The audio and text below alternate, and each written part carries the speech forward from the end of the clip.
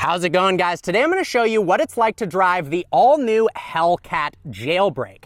It's 3.5 inches wider than the standard Hellcat, allowing for massive 305 section tires in the front and the rear, as well as competition suspension. We've also got some power upgrades. 6.2 liter supercharged V8 pumping out 807 horsepower and 707 pound-feet of torque. That's right, the same power output as the Dodge Demon on pump gas. 0 to 60, 3.5 seconds, a top speed of 203 miles an hour.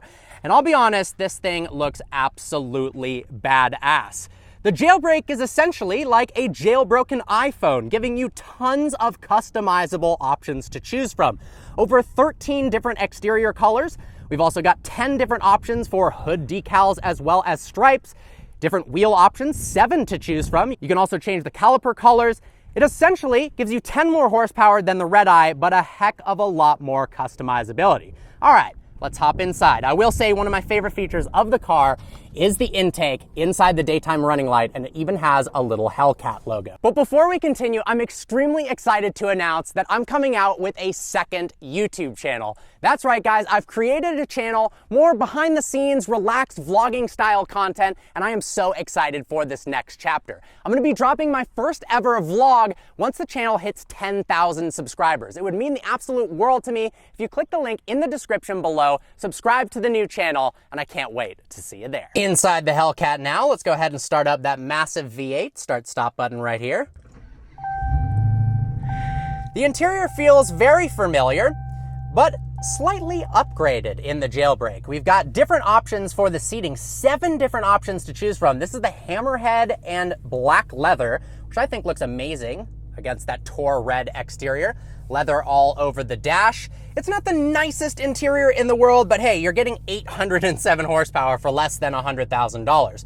Now, we've got the 8.4-inch touchscreen that we're used to. The steering wheel can either be had in Alcantara or leather. We've got paddles mounted behind the steering that attach to the 8-speed automatic transmission. You can also push it over and shift this way if you want as well. I prefer using the paddles. I will say I wish they were a little bit bigger. As you can see from behind, the paddle is only this top half. This is a volume control down there, which I think is a little bit strange. Because it's the JailBreak, we have a Speedo that goes all the way up to 220 miles an hour. How crazy is that? If we go ahead and click the SRT button down here, you'll see a variety of different performance options up on the screen. If we go over to drive mode, we can select between automatic, custom, sport, and track. You can individually control the steering weight, the suspension firmness, the traction, etc. I prefer going into track mode. I like how it lights up all the different components that it's affecting. Now, we also have some other cool track options. If we go over to SRT again, check this out. You can actually change anything from launch control RPM. So you can do a launch at 1,000 RPM. You can go all the way up to 2,500 RPM, which I think is pretty cool. You can activate launch using this button here. Then you floor the brake and the gas. We also have line lock, which I will show you a little demonstration in a second here. You can activate line lock. It also has a chiller. This actually uses the vehicle's air conditioning refrigerant to cool down the air exiting the supercharger before it enters the cylinder. Because the air is colder and denser, you can add more of it into the cylinder. More fuel equals more power. Pretty cool. You can also change the shift lighting indicator, and it also has a race cool down program. Gonna go ahead and put it back here. Let's go ahead and take the Hellcat out for a drive. Well, I can't think of a better way to start out a Hellcat point of view than to activate line lock. So we're gonna go ahead and click activate line lock right here, apply brake pressure, press and hold OK. To continue to hold OK, release brake, apply throttle. Oh my God. Release OK, and off we go. There's smoke coming through the air conditioning vents. Holy crap. All right, we're gonna click SRT mode again, go to drive modes, put it into track, and flip it over to manual mode. Because honestly, despite its weight and crazy amount of power in the rear, the Hellcat JailBreak actually handles pretty well in the canyons. Obviously, it isn't a small little nimble sports car, but with the 305's front and rear, it has a good amount of grip, and that wider stance puts the power down a lot better. Now, of course, if you take traction control completely off, it does crazy burnouts as demonstrated by line lock. But I'm impressed with the way this car drives in an environment that you wouldn't expect it to be good at. We've got that 8-speed automatic transmission that shifts really quickly. Yes, I wish the paddles were a little bigger, but I have no complaints about the transmission itself. Even downshifts for an automatic are lightning fast, and upshifts are just blink of an eye. Steering wheel feels good in your hands. There are a multitude of color options to choose from in the interior, 7 different seat options and colors. You can also get Alcantara or full leather wrapped steering wheel, which is nice. You can also get an illuminated SRT badge as well. But one of my favorite parts about the Hellcat is the sound. Listen to this supercharger whine. I mean, come on, that whine is intoxicating. It's half the reason to want to get this car. Do you need the extra 100 horsepower over the original Hellcat? Not necessarily, but I do think the Jailbreak offers the most awesome combination of Hellcat you can get for the last hurrah of the supercharged V8. After 2023, they're going away with internal combustion engine Challenger and Charger, and they're going electric. So the Jailbreak allows you to have red-eye level of power plus 10 more horsepower for 807. The better looking wide body, not only does the 3.5-inch stretch allow for bigger tires in the front, 305s in the front and rear, but it also makes the car look a lot better. I think this is the best setup and looking Hellcat you can get. Now, in general, I'm a bigger fan of the Chargers as opposed to the Challengers. I think it makes the most sense to have those extra 2 doors for practicality reasons, but honestly, in Tour Red with the wide body, this Challenger almost has my opinion changed. I really do like the way this thing looks.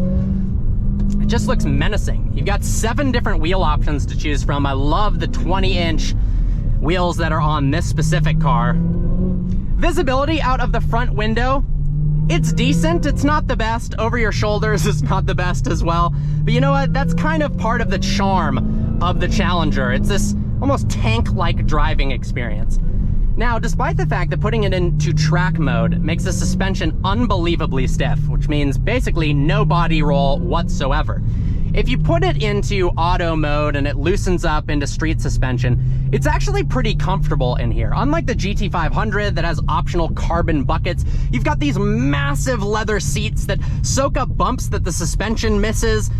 Honestly, it feels kind of like a powerful muscle car Rolls Royce.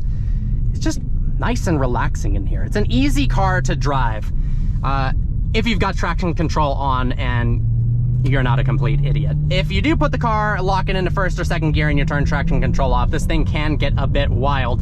But it is relatively predictable in terms of the ability to control slides. Hellcats are notoriously easy vehicles to drift if you know what you're doing.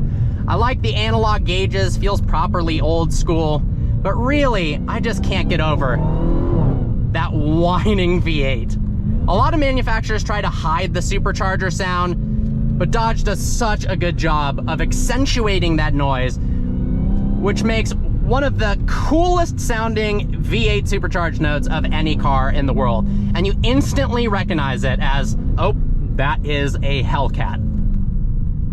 Space-wise, there is tons of room in here if you're a bigger individual.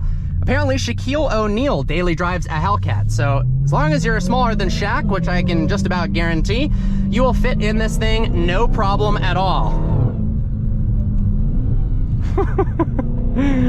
What a car. I really do like this car. It honestly always leaves me with a smile on my face. It doesn't make any sense at all. A car this powerful, rear-wheel drive this big, and this inexpensive. It's ridiculous, the power levels that they've offered for the money. But in that sense, it makes all the sense in the world. For somebody like me who loves high horsepower, rear-wheel drive cars that can do crazy burnouts, I love the Hellcat. And I'm so glad that Dodge built something like this that once, in 2015, started at just under 60 grand. A 707 horsepower V8 muscle car that's actually somewhat affordable is a really, really cool thing. And nowadays, horsepower numbers are just getting crazier and crazier, but even still, Dodge has kept up with the game. I mean, 807 horsepower for a tad under 90 grand, what these jailbreaks start at, is still an unbelievable offering for the money. And in terms of modifiability, simple pulley swap, new injectors, full exhaust system, run this thing on E85, you can be pushing crazy, crazy power for very, very inexpensive. Well guys, I hope you enjoyed today's video. Like always, please browse the channel and subscribe. I'll let you listen to this Hellcat without me talking. All right guys, see you next video.